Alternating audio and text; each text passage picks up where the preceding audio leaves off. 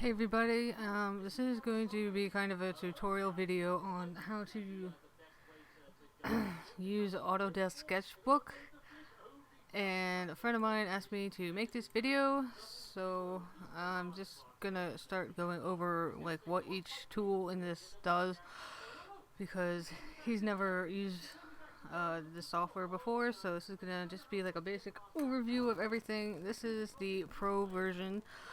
When you buy this software, you get like a 2-week trial, I think it is, and it's $25 a year subscription to use the Pro version of this software. If you're a serious artist, I definitely recommend the upgrade because it's worth the 25 bucks. I don't use this software very much for my own stuff. I pretty much only use it for inking drawings that I do in another program or scanned in pencil line art. When you use, when you're a digital artist, it's like having a box full of pens and pencils and markers and paintbrushes and stuff. When you use traditional media, you find different brands of supplies that you like to use, and usually when I'm creating a drawing, I'll end up tossing it back and forth between a few different programs. I also use Manga Studio mostly, and then some Photoshop also. And if I need to do like logos for people or whatever, then I'd use Adobe Illustrator. So we'll just go over this as quickly as I can and thoroughly as I can. So when you open the program, this is what you get. You get this big canvas. It looks like this. It's a width-wise rectangle. This would be good enough for tutorial purposes. I use the wheel on my mouse to zoom in and out. You can use up here the zoom, rotate, move canvas thing, and then when you click on that and drag that out, you have this, which allows you to move the canvas around, and then you can click on the, what do you call that? I'm at a loss for words. The magnifying glass, and if you hold that down, you can use that to zoom in and out. If you've been using another tool, anything over here with any of the special settings up here, which I'll explain to you later, then when you click on this and move or zoom in and out, it will deselect your preset setting. So I don't know if that's a glitch or it's kind of annoying, but when I'm line art, I like to use this tool right here, the inking pen, and over here you can set a speed for the inking pen, and it takes that away every time. It's very annoying. So that's what this does. So I'm just gonna make this big again. Let's go through some of the tools over here on the right hand side. We have your pencil to start with. Pencil tool is probably what you use for sketching, and I have it set really light right now. To do my drawings, by the way, I use a Wacom Bamboo. Currently I have several different Wacom tablets, or Wacom, however you like to pronounce it. So that makes this a lot easier. You're not going to do anything spectacular with a mouse unless you're incredible. So we have the pencil tool selected, and then brush properties, which you can also find by going to Window and Brush Palette. So you see here there is a little window with a slider. Gives you so hardness / size. When you're working with traditional media in the pencil, H's are harder leads, and if you see here, as you slide it up, it changes to B. B are softer leads. Harder leads with the H are going to give you a light line, and then you can get a little bit darker by constantly going back over and forth. And then the B leads in this program will give you a wider line, and you get dark pretty immediately. Go all the way to 14. That's a pretty thick line and pretty dark. Let's see. For sketching, maybe something like an HB, that's right in the middle. That's 1.7 size. Normally when I'm sketching like around there, 2 is probably another good one, 1.72 for sketching in this program. So it's something you play with until you find a pencil that you like for yourself. But that is, ooh, that was loud, sorry. Yeah, I mostly use that for sketching. There's some people that are real good with pencil tools and they can use it for their regular drawings. I'm not that good. So next is Airbrush, and this will give you a nice soft line. This is pressure sensitive with the tablet. So you see that start off light, and as you press harder down you get a darker line. And this one has, you can get big fat spray or really tiny spray. And then under here on the brush properties is the flow, and that is, let me turn the volume off. What am I going to do here? Turn the volume off. Okay. No, I didn't want to save that. No. Okay. So, we got something decently big here.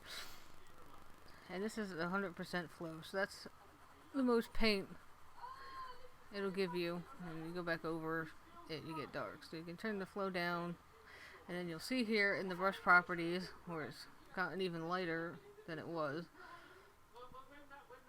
And then it gives you a really light spray. So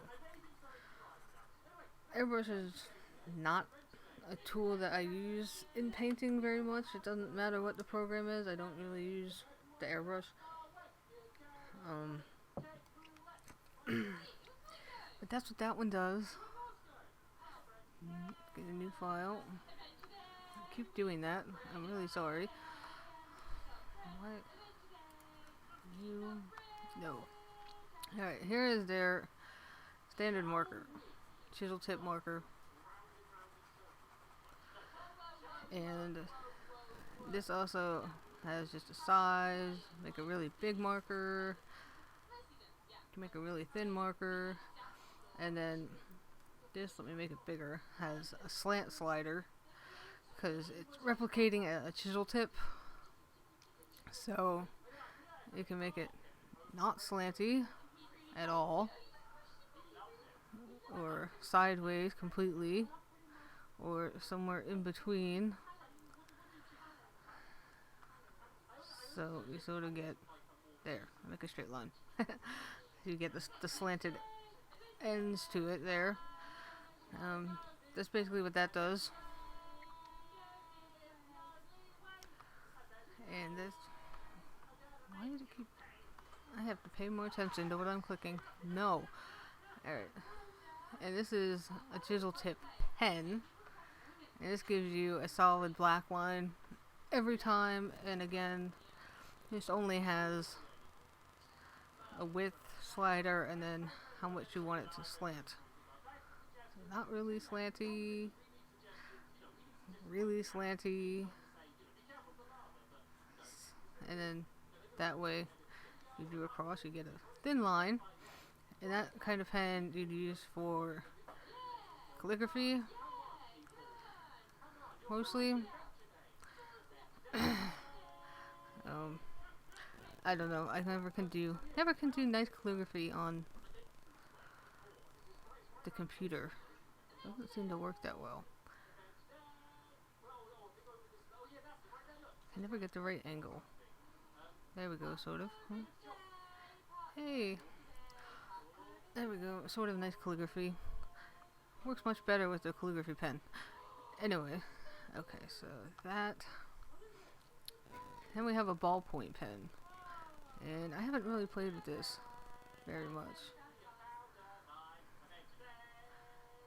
It says, oh, this has an opacity slider, so you can make it lighter or fully dark, or somewhere kind of in between. And this one has a little bit of pressure sensitivity, it seems. Start it off lighter and get a little darker. So that's not too bad. Like I said, that's not a tool that I really use, and actually the line, like sketching with it a little bit, the line doesn't even really mimic, a real ballpoint pen. That's the unfortunate frustration with, I did it again. The unfortunate frustration with working with digital media is that not all tools really replicate what they do in real life. Here's your basic paintbrush. That's the next one. And this one has, again, a size slider. You can make big paint, you can make little paint, you can make somewhere in between paint. And it seems to give you a pretty solid color by default. You can slide the opacity down and you'll get here gray instead of black. Let's see. And this does have ability to build up, and it does have a little bit of pressure sensitivity for the side of the paintbrush. It gets a little bit bigger if you press down hard with your tablet pen. So that's that one. This is felt tip pen.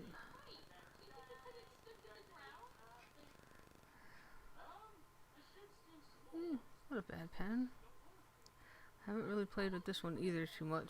Like I said, I pretty much only use the next one that we'll talk about, and that's the inking pen. But this is not even a good sketch. But yeah, it's not too bad. I could see maybe using this for sketching, but I wouldn't use it for lining everything. This again has a slider for making it bigger, and there's just a little bit with the pressure sensitivity, and then tip hardness. Hardness will make your line darker and less. See, I'm pressing down real hard and real light, and light, hard, and I'm still getting the same kind of line. So if you make the tip harder, there's not going to be as much. See there, if we change the hardness to 1, then you really get a big difference in your line as you press down harder. But then you get a lighter line, so if you want to darken it, you have to go back over it quite a bit. Let's see. Next, I apologize for background noises. The kid and the dog and the TV are on. This is the tool that I use the most because, like I said before, I use this pretty much primarily for inking line art, and this is the inking pen, and this will give you a solid black line, just enough with the anti-aliasing on it that it's not too sharp on the edges. It doesn't have pixelated edges, but yeah, it's not fuzzy either. And this is my favorite brush to use. So set at 7.2, which is where I normally leave it for when I import my line art. And opacity 100%. You can make it lighter, but I don't. Because I use this strictly for inking, and this pen you can use with what I like up here, up at the top, the steady stroke. And if I'm doing fine details, I usually have it set to 17. So let me take that off first. So if you're drawing a line with just the pen, making a circle there, just the pen, then you put the steady stroke on, and you see it has a little tail, and it allows you to go as slow as you need to make a perfect line. Again, I can't do a circle quite that nice without it. So if you're into making comic books or illustrations like I do, you want that steady stroke on when you're lining your art. So if you I have it set at 17, you can turn it up to 40. You can go up to here, which is like really slow. I usually don't go too much above like into the 50s, but you see the tail gets longer, so you're already dragging your mouse down farther, and it just allows you to go very slowly, which is really helpful when you're doing curved lines or details. And if I had a line art under this, I could probably trace it nearly perfectly by using the steady stroke option up there. So that's pretty good. And this pen also works with the tablet for pressure sensitivity. Start here and press down and press down. You get a big fat line, and then you can just draw it off to a nice sharp stroke. So you can do nice fast strokes that have nice sharp lines to them. But this, yeah, that's my favorite one and most used tool in this. Alright, so let me just leave this up here for a second because we're getting to the eraser. Actually, let me make like a big fat black area for the eraser. Hard eraser. And this again has a slider, how big you want it, big eraser, smaller eraser, and then the amount erased. You can erase, I still have that on, a little bit, just a little bit, or that's not what I wanted. You can erase everything, and the hard eraser has a harder edge to it. Let me go back and make that again. And then the soft eraser has a softer edge to it, so if you just wanted to like fade away the edges of your drawing or a large area of color or whatever, then use this one. And then this one, as you see, if you slide this all the way to 100, it erases a larger area at once, but you still get a soft edge. So, usually use the hard eraser. I don't use the soft eraser too much.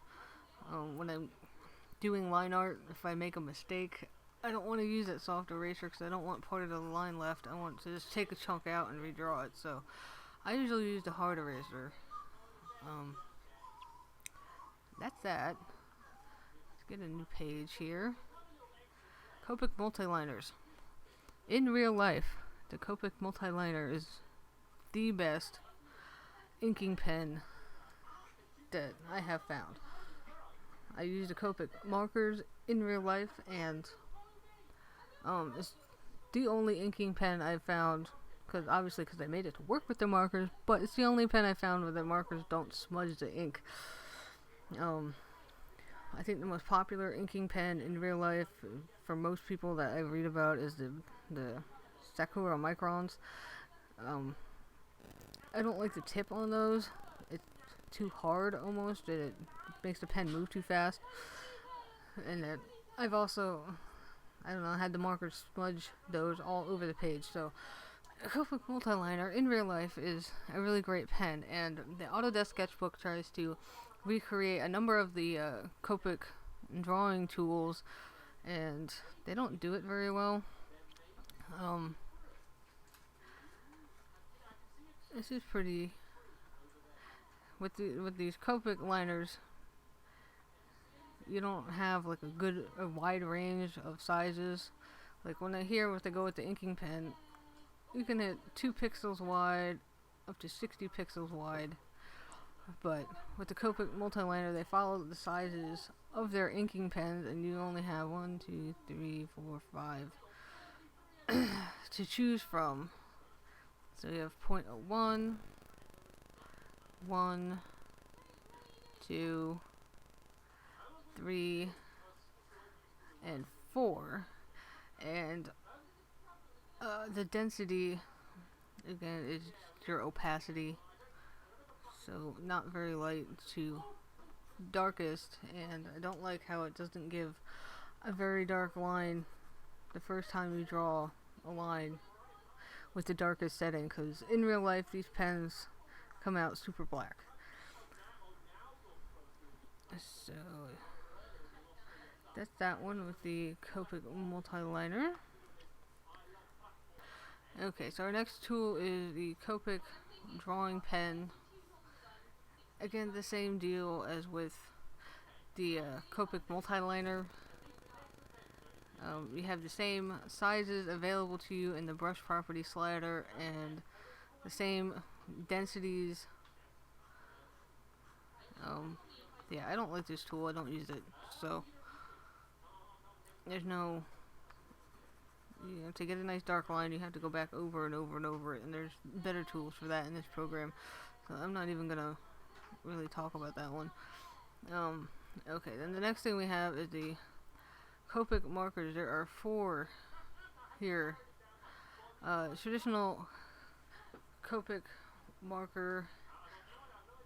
That one has, the traditional Copic marker is square barreled, and it has this Copic fine nib on it and the Copic medium broad nib. The Copic that I use most of the time are the Copic Sketch, and they have the super brush nib and the medium broad nib on it. They also make a wide marker, which is the extra broad, and that gives you a big fat line.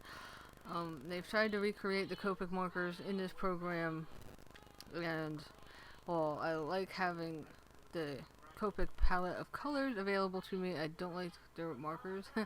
So the Copic super brush, you need some colors.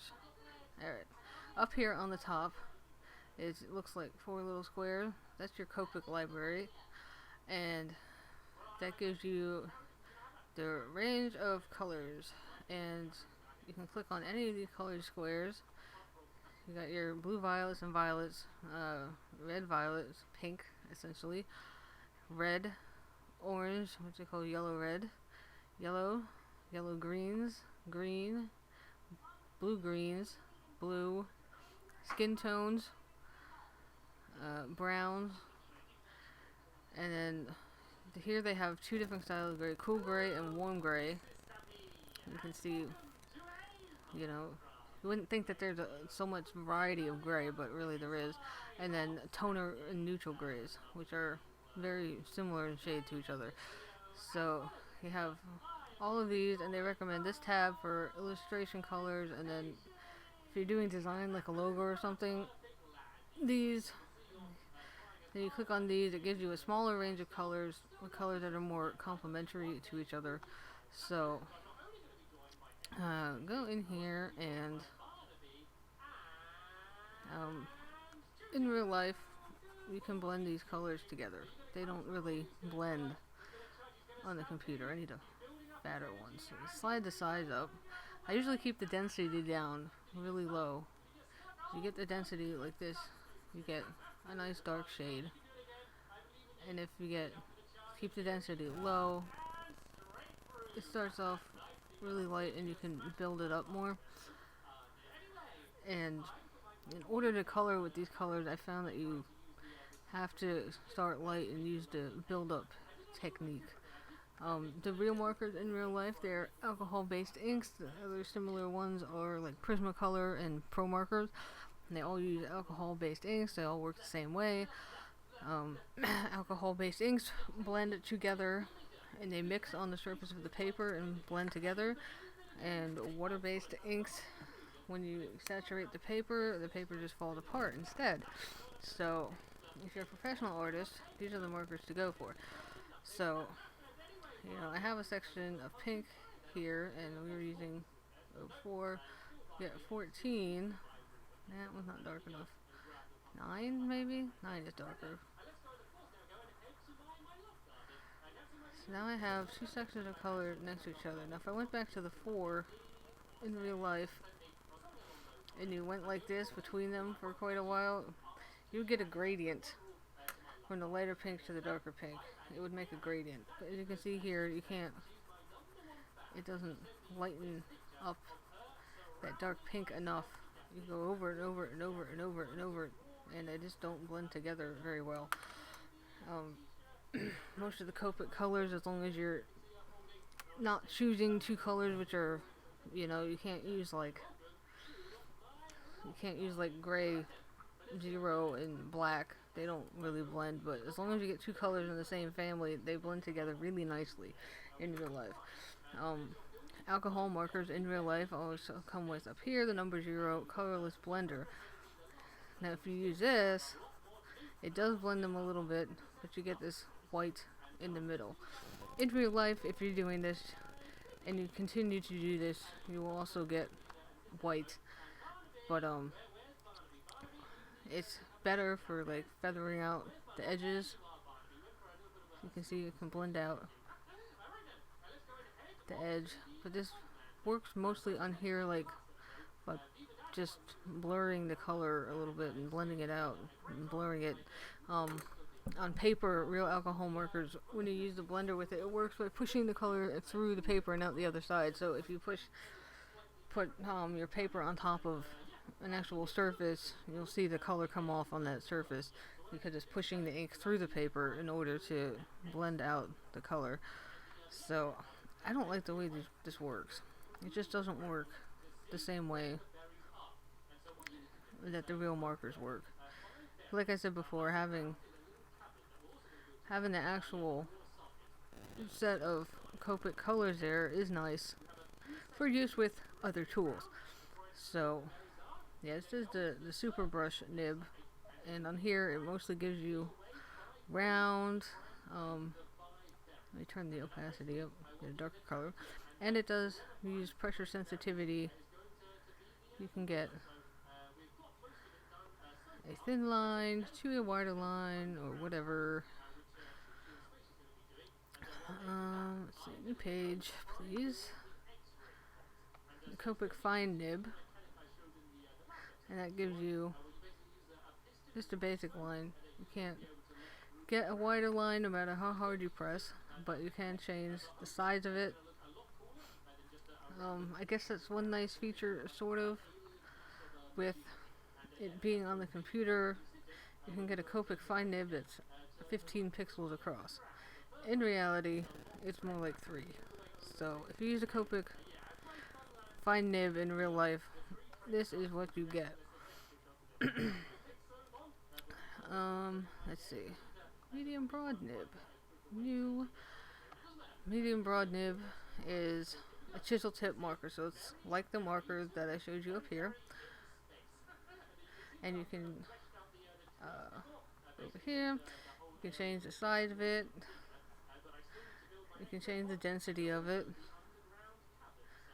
And you can change the slant on this too. So if you want it to be this way, you can make it that way. If you want it to be that, you can make it like that, or you can turn the slant off completely and you get it like that. So it works like the chisel tip marker.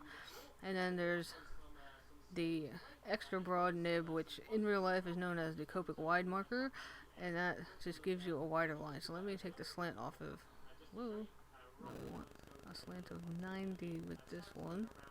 Works a little differently, but that gives you the widest line, and that goes up to 200 pixels. So you could, if you wanted to fill in a huge area of color, you could do that. And fill in the whole page. So that's how that marker works. And then we come to, let's go all the way down here. I don't usually mess with the brushes in this program because I don't like the color in this program. So we have the synthetic soft round brush, and that's the kind of stroke that you get with that. You want to make a lot of little dabs of color with this one because you don't get long pulls of line with it. You can change the paint load with the paintbrushes, and that'll give you a longer line. More paint on the brush is what that means. Then you can change the opacity, you can get a hard line with it. And this one, you see that it kind of, a little bit of what's behind it. You can sort of but not really blend the paints together. It doesn't really work that well. That's the downfall I find of a lot of these digital tools, is that you have to go into custom brushes and stuff to get things to work the way you want them to. There's very few programs that have a brush out of the box, which you're going to be like, I love to paint with this. Doesn't happen. So that's a style of brush. I believe most of the other brushes work the same way. So yeah, this works the same. This is just a different type. That is what, synthetic soft round brush 2, where you can see it. This one is nice round, smoother line. Whoops. No, I wanted to take the paint load off. Well, but this brush, even though it's a round brush, you can see it's been, the tip's a little fuzzy, so it's more like a brush that's been used quite a bit. And this one is the synthetic round bristle brush. This seems to be pretty much like, whoa. That would almost be a nice one for doing hair. It's actually kind of neat. I'm gonna have to play with that one later. Like I said, I don't paint with this. So that's the kind of effect. You get the same amount of sliders, you get paint load, and I'd be able to make nice long strokes with it. Or take the paint load off and you get little short strokes.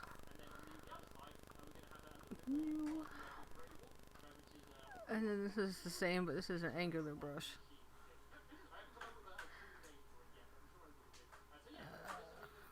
I took the paint load off of that. You get shorter strokes all the way up.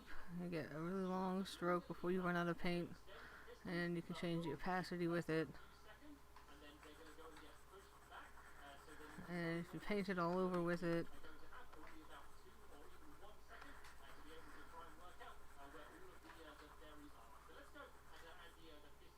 that's kind of the effect you get with that one. New. Let's see what's down here. I can't really get to all these down here. Alright, you know, I'm not even gonna go over some of these because you won't even use them. These are smudging brushes, so let me show you how that works. That's a good one to know. Now we'll get a color here. You know what? I don't like that. Bigger. Alright. These are smudging brushes. That's what that does. It pushes your paint around. That's all it does. So you have smudging brushes with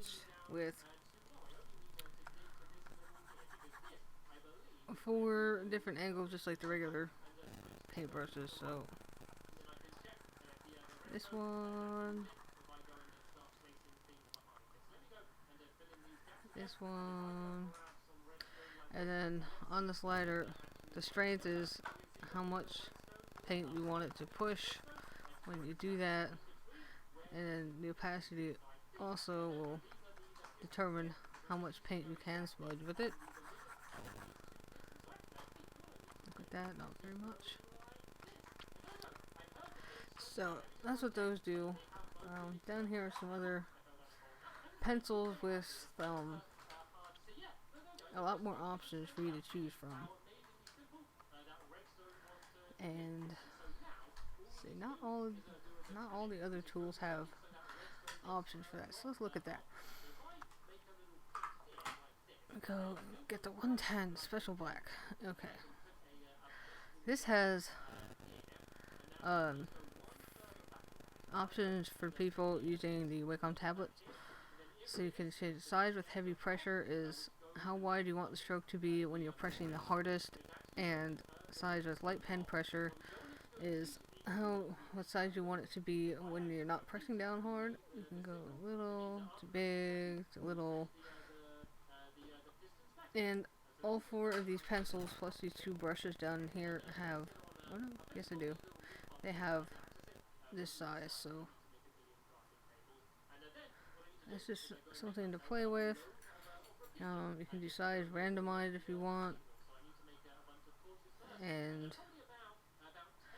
You can also change the opacity with heavy pen pressures. You can have it be super dark when you're pressing down hard and very light when you're not.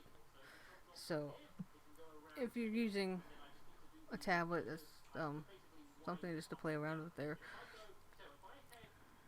Okay, so down at the bottom are custom sketch brushes. I'm not going to go over those. Let's see, okay. So, and then up on the top here, this thing on the left opens and closes the brush properties window, and then this one on the right opens up all the brushes that you could ever possibly have. You see these, the basic ones, and then all these other ones that I have down here. Until you, before the synthetic paint, these are all custom brushes. So that's pretty much what those are. I'm not going to go over every single brush because the ones that you use the most as you're learning this program are all over here on the side.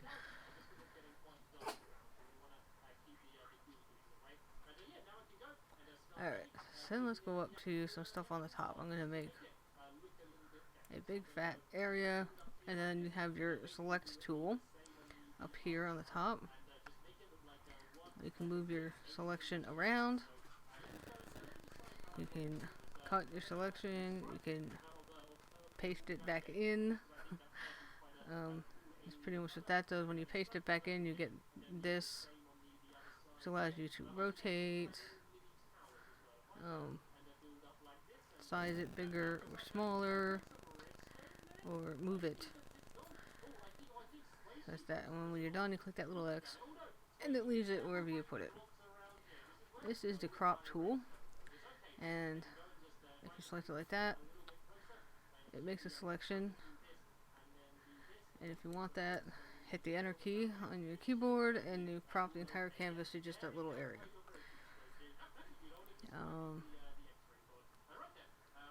This is the quick transform tool. It'll just do whatever on your current layer. The same things as we saw when we used the select tool. So rotate, move, or make it bigger or smaller. This is your transform tool, where you can use the sliders to make things larger, distort them. That's what that does. Your flood fill, you have that, whatever, and you click it, that's what happens. If I had like a circle and I took the flood fill and I clicked in it, it would just fill in that area.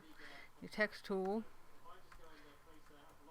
you can use test. I was going to write text, but you click OK, and that comes out there, and then you get the move little dialogue comes up again. You can put it where you want it.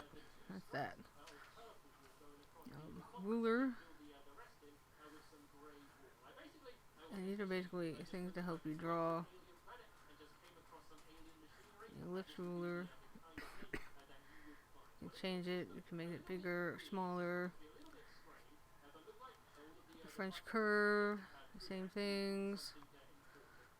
This is really only helpful if you're drawing shapes. Perspective drawing. I'll get a new one. Let's see. Perspective can be helpful. You have 1-point mode, 2-point mode, 3, and fisheye. We'll go with the standard 2-point mode, and that allows you to draw something in perspective.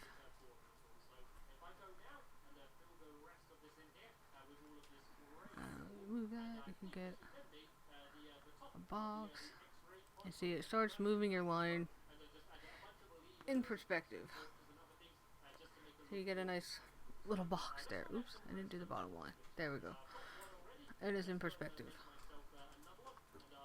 So that's kind of helpful, like especially if you have to draw backgrounds, buildings, and stuff.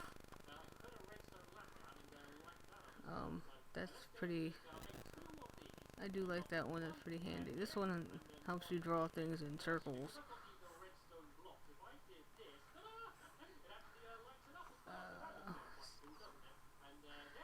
So yeah, if you wanted to draw a globe or something, that fisheye perspective would be pretty good. Alright, new. We want, let's see, and symmetry, which will draw the same thing on either side. Yay.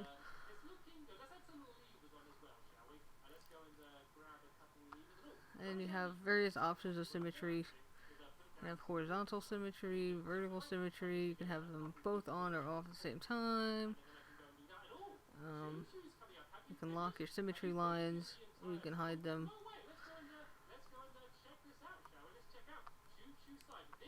And then this was the steady stroke, which allows you to, draw really slow. It also gives you good control over the width of your line. So it's a steady stroke to help you draw steadier lines.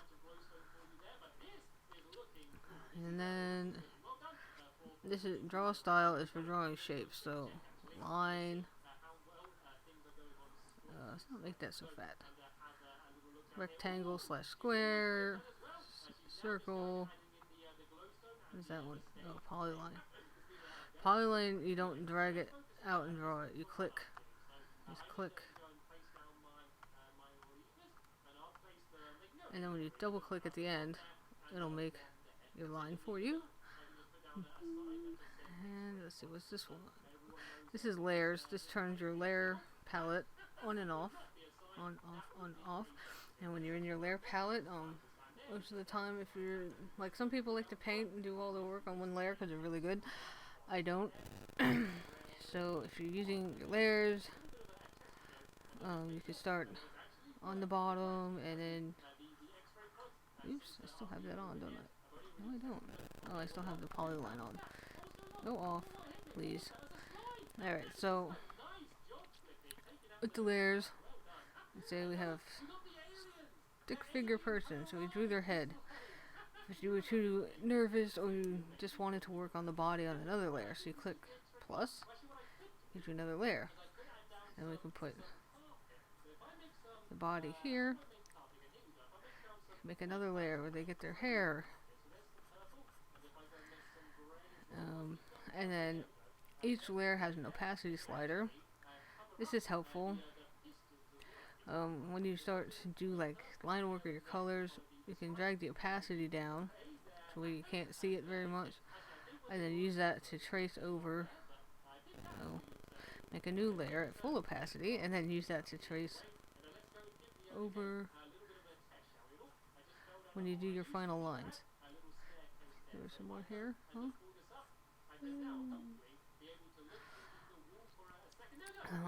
You can make a group, and you can put your folders in your group. Maybe not. Maybe we have to. Okay, there it is. By clicking this up-down arrow on the other side, you can drag your folders into the group. So if you had many stick people, but you wanted to keep them separate, oh, they're not going into the group. Why are they not going into the group? I want you to go into the group. This is interesting. I wonder why it won't do that. In most programs,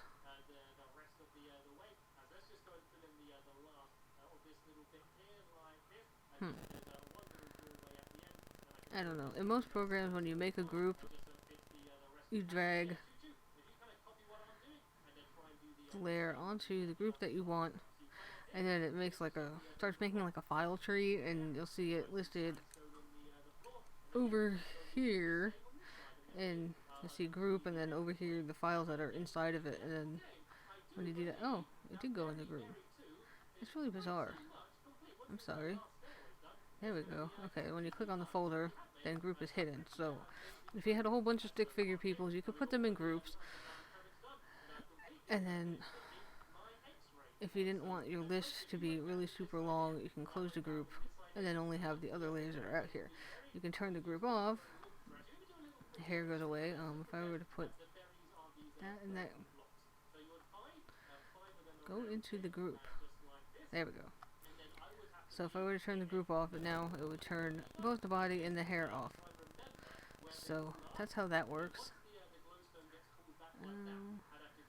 That you can import an image, add image here, and don't want to do that. this will clear your layer. Let's put it here. So if we select the head and we go to clear, and the head is gone. And you can go back to edit, undo, and bring the head back. And then over here, just a menu that has all the things that we just talked about for, you know, if you find the icons confusing, I guess. So, new layer, add an image, group layers, clear layer, you can duplicate the layer, rename it, lock it. If you lock it, then you can't edit that layer while it's locked. Delete it. Merge visible, merges all the visible layers. There's also a way to just merge two layers together.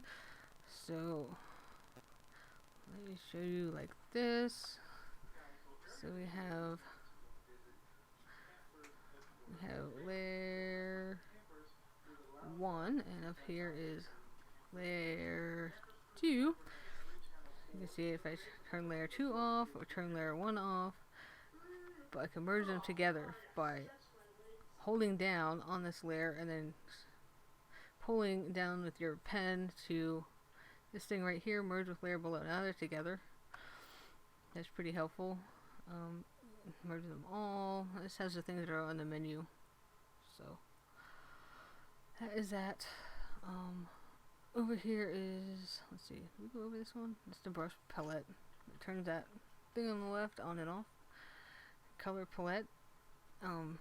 This has the color wheel. Allows you to make any color that you can think of. You can drag in here too. And then obviously the Copic color palette, which is pretty much the only thing I use. So that's that. And let's see, last but not least are these things down in the corner, which some of them are the same. Alright, so you have this on the very far left, which allows you to select the position of this thing in the corner. I'll turn it off. These are some of the options that are on top under tools.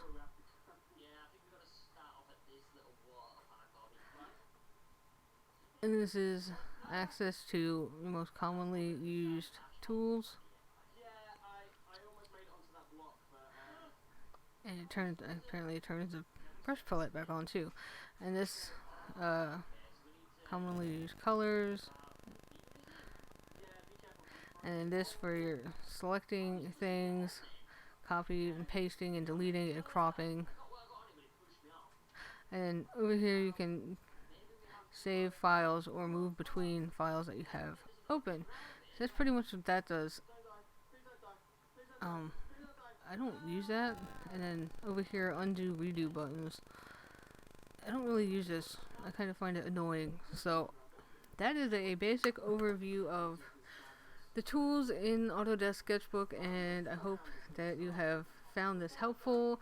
And then I'll try and make like a how to draw video in this for you guys at some other point in time. So that is all for this tutorial, and I will see you guys later.